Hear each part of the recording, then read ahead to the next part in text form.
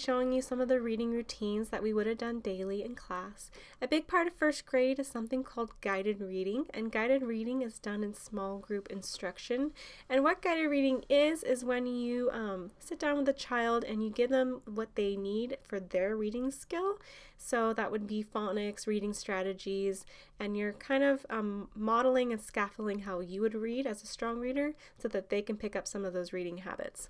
I'm going to show you what those routines look like and how you can do them at home with the materials you have and what I've provided in the packet. So the first step of a reading group is to get your child ready for the sounds that they're going to be reading. So this can be done with chants. So in your packet you have a blend chant and a long vowel chant. So this is called a blend and digraph chant.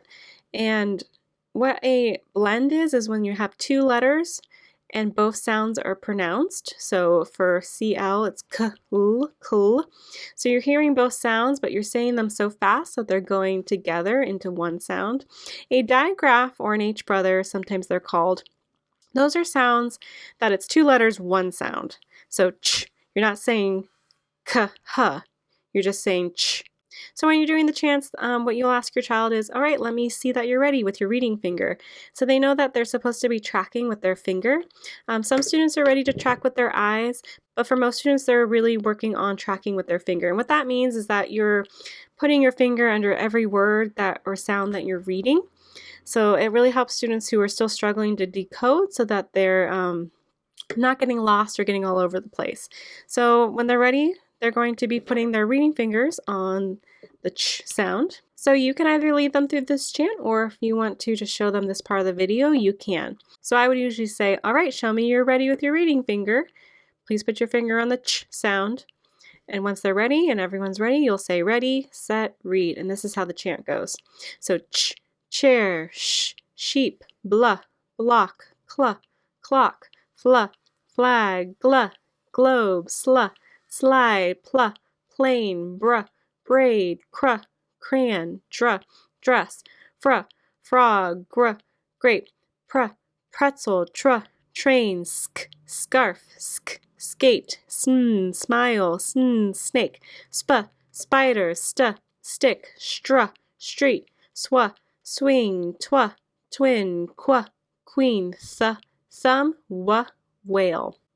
And it's really important that as your child's going along that they are pointing or looking at each sound. Some students like to go through this really, really fast or put their finger wherever.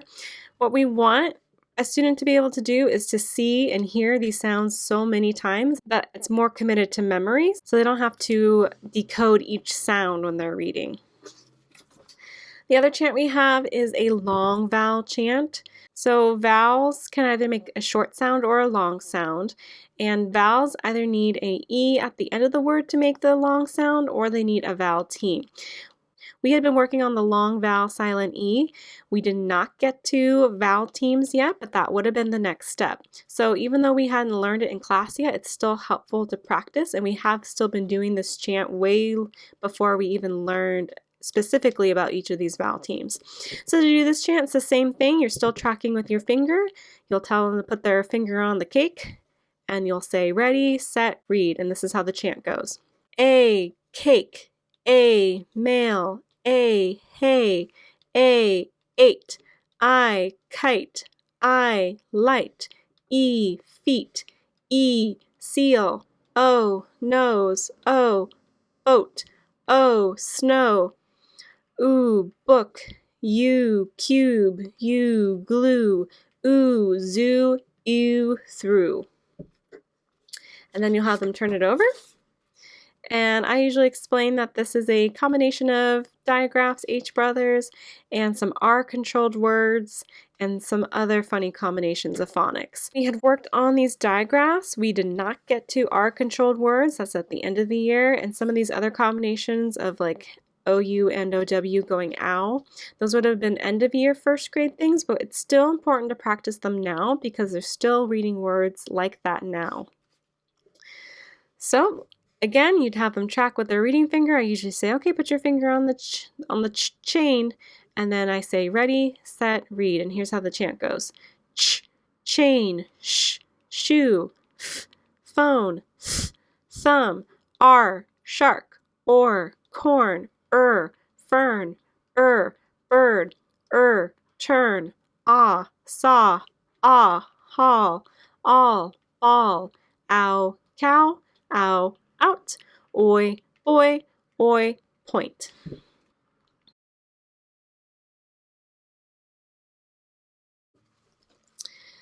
So the next part of a reading group is usually working with sight words.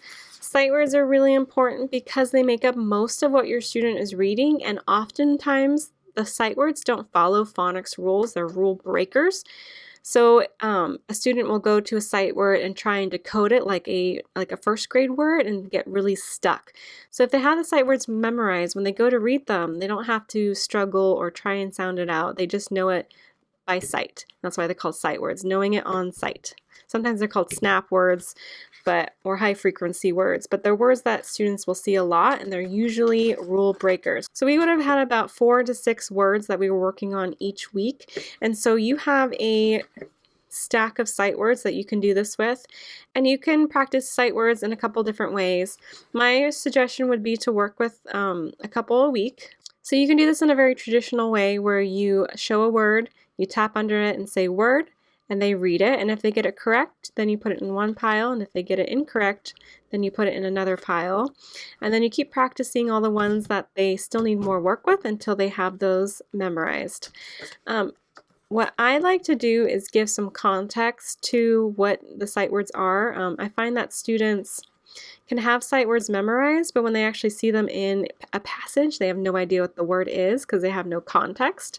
So here's an idea for that. So one of the ways I like to give context to sight words is by providing sight word sentences for our sight words to fit into. And I usually would keep a pocket chart with these kinds of sentences in it, and then every day we would use our sight words to fill in these sentences. And you would keep those same sentences for about a week or so. So here's how you would do it. So you would first read the sentences, the sentence frames out, and pointing out where the blank is. So the rat is something. I like my blank. Mom goes to turn the light something. And then it would be the student's job to figure out where these words go. And we would review our words. So we would say, oh, small, off, work, house. And then it would be our job to figure out where these words go in our sentences. So the rat is, and I would read off the words and see, does that make sense here? The rat is work, the rat is off, the rat is small, the rat is house, and my students would say, oh, small is what makes sense there. The rat is small. Then we move on to the next one. So this is an easy way to practice sight words. You can keep the same sentences every week because not only are you practicing all these other sight words and then all these other decodable words, you're also showing sentence structure, which means you're showing that sentences have capitals and periods and spaces between the words. So this practices a lot of different skills.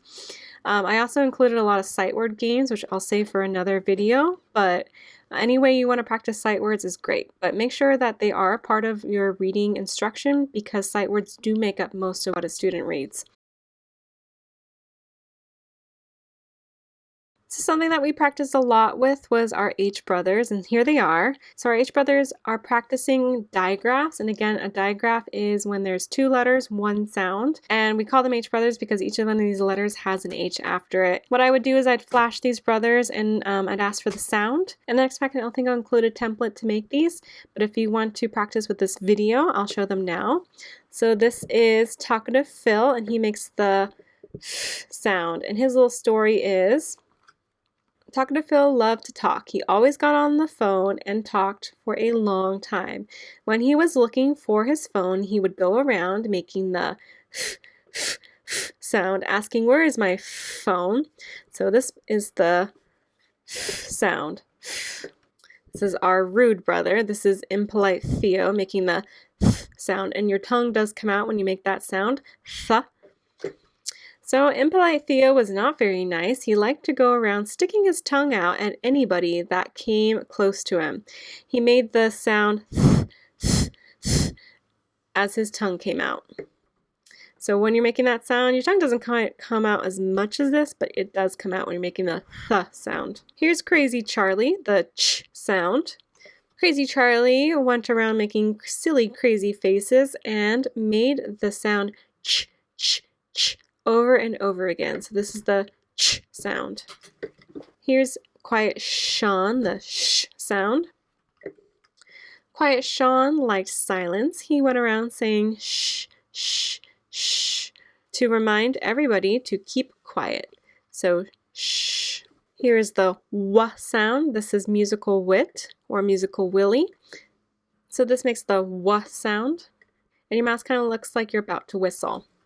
So Musical Wit was the third brother. He loved to whistle and make music with his mouth. He liked to make the sound w, w, w as he practiced. So what I would have done with these is I would have shown them and we would have made the sounds together. You can write these on flashcards and kind of show them and remind about the H brothers, and that's one way to do it. Or if you look up on the internet, H brothers, you will easily find a similar resource to this. So something we do to practice short vowel sounds is called a vowel steal game.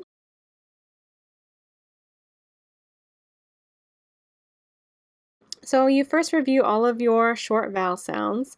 The short vowel sounds are a, I, a. Then you will go ahead and play. So everybody would need a vowel and someone's going to be pointing. You need one card per player and any extra cards can be stacked to the side. So when your card is pointed at, you have to say the sound. So if you get it correct, you keep it, and if you make a goof, then you're going to have it traded out for a different card. Everyone gets a card, you're pointing at their card, they need to say the vowel sound, the short vowel sound. If they don't get the short vowel sound correctly, then you steal it and you give them a different one. And you can keep playing as long as you want. Usually I play for a couple minutes until everyone starts getting all the sounds correct.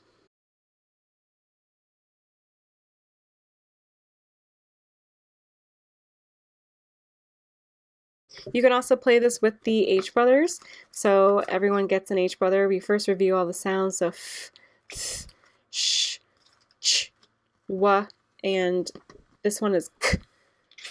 And everyone gets one, and someone's going around and pointing, and if you get the sound correct, you keep it, and if you don't, you get it stolen and traded with another one.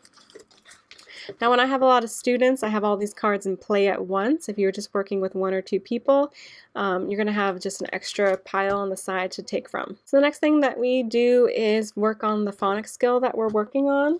Your packets kind of focus on one skill every week, if you notice. One week it's the long O sound, and next is the long U sound. So my suggestion would be is to work with a silent E sound. So I have this stick and it has a little E on the end of it, and what I do is we practice changing short vowels to long vowels. So if I was working on the long O, I would write a word, I'd write a consonant vowel consonant word, so h, op, hop, and then we would read that word, so hop, and then I would say, okay, this bossy E is going to tell that O to say its name, and I would have either the kid or myself put the E at the end of the word, and then we read the new word, so hop to h, ope, because this E at the end of the word makes the O say its name, so h, ope, hope, hop, hope, hop, hope. And I would do that with several words until we practice that skill. So just take a look at whatever phonics worksheet you did last and work on that. So whether it be the long I, the long A, this works for all of those. And then finally we would be working with some kind of text. In school we had decodable books. You have decodable passages, so I suggest using those. So in your packet you have 2 of these per week. One side has a short sound and then the other side has a long sound. So choose the one that's going to best work for your child. So if I was looking at this with my student, I would first point out what kind of skill they're working at, and it says up here, so this is the AM family, and I would remind that student that the AM is a nasally short A sound, so it's going AM, kind of like you're talking with your nose. And then we would practice the title. and I'd have them read it to me. I would tell them to put their reading finger underneath the S and start from there. So, Sam. And something we really want students to do is to do all the sounding out in their head if possible, and then just blend the word together. A lot of the younger students have a strong habit of sounding out the word out loud and then reading it. It's just a habit for them. So if your student is able to, which is a lot of them, have them sound out the letters in their head, and then the only thing they're saying out loud is the whole word. So they would go Sam. So Sam and am. If a student gets stuck with the word, something you can help them is to finger stretch it. So this is what finger stretching is you start with your thumb, and that's the first sound, and every sound after that is another finger. So if I was going to finger stretch the word Sam, you would go S, A, M. And sometimes we like to go Sam. So Sam and Pam. Sam. So here is a long I word that's in here. So what I sometimes do with students who are still learning, the E makes the I say its name. Some of my students don't know that it doesn't have to necessarily be at the end of the word to make the I say its name. They get very distracted by the S. So if it helps to cover that, go ahead and do that. And then I have them just decode this word. We like to use triangles to show the I and the E. You can even touch it with your fingers. You can touch the I and the E with a triangle like that. You know it's going to make its long sound. So like. Am. Sam has a ram. Pam has a ram. Pam's ram likes jam. Pam and Sam like ham and jam. So again, if your student gets stuck in any of those words, have them finger stretch the sounds, and you can do it with them, or have them slow-mo it, so am. That really helps them with their reading. And I always remind my students that strong readers reread. We want our students to be able to read as if they were talking. So if they sound very robotic, like Sam likes ham, have them keep rereading it until they're very comfortable and they can read it like they're talking. And at the end, we usually want our students to work on reading comprehension. What reading comprehension is when you understood what you read. You can comprehend it. So this is why there's an illustration part down here. So if they can draw what they read, we have a sense that the student knew what they read. So if they can draw Sam and Pam and the jam and the ham, then you really have a good indicator that they knew what they were reading. And on the back here, when it's working on the long vowel sound, again, drawing those little caret triangle shapes in really helps students see that this E and the A are touching, and that E is making that A say its name. It can be very helpful for some students to have that visual. When you're finger stretching a long vowel word, it's important that you're not finger stretching the E, and you're only finger stretching sounds you can hear. And that goes for digraphs too. If you have a word like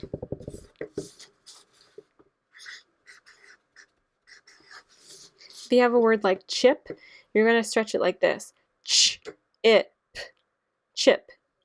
It's 4 letters, but 3 sounds. So when you're finger stretching, you're only stretching the sounds you hear. And that's the same goes for long vowel sounds. So this is Dave. We're not finger stretching the E because we don't hear the E. But when you're working with sounds with a blend in it, you do, because you do hear both those letters. So if I'm going to finger stretch the word blend, would be B-L-E-N-D, blend. So when your student is reading, listen for if they're sounding out each letter sound, or if they're reading whole words. Look for how they're reading. Do they sound like a robot, or do they sound like they're talking? And then take notice of what kind of letters they're getting stuck on, and if they're switching B's and D's around, and help correct that when you get there. A lot of students self-correct, and that's wonderful. Encourage your child to reread, to self-correct, and at the very end of their reading, ask your child to retell you what they read, and if they can do that, then you know that they didn't just read it to read it, they read it for understanding. So thank you for watching. Again, Having a daily reading routine is really important to foster those phonics skills. First graders are learning how to read, and that's a very big task, as you can kind of see.